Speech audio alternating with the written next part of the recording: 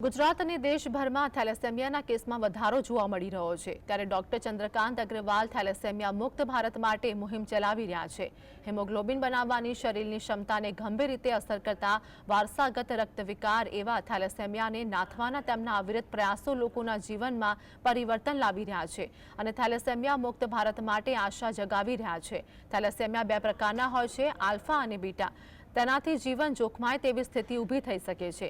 ખાસ કરીને beta thalassemia major જેવા ગંભીર કેસોમાં દર્દીઓએ બ્લડ ટ્રાન્સફ્યુઝન અને આયર્ન ચેલેસન થેરાપી પર આજીવન નિર્ભર રહેવું પડે છે। ડોક્ટર અગ્રવાલે જણાવ્યું હતું કે તપાસ ખૂબ જ મહત્વની છે। જાગૃતતાના અભાવે અનેક ડોક્ટર સગર્ભા મહિલાઓની HbA2 તપાસની ભલામણ કરતા નથી। વહેલા નિદાનથી થેલેસેમિયાની આગામી પેઢી સુધી પ્રસરતું અટકાવી શકાય છે। સાથેમાં દર મહિને 4000થી વધુ બાળકોને મફત સારવાર અને સંભાળ પૂરી પાડવામાં આવે છે અને ખાસ કરીને દર્દીને જરૂરિયાત મુજબ blood transfusion, iron chelation therapy, advance diagnosis અને સાયકોલોજીકલ काउंसलिंग જેવી મહત્વની સેવાઓ પૂરી પાડે છે।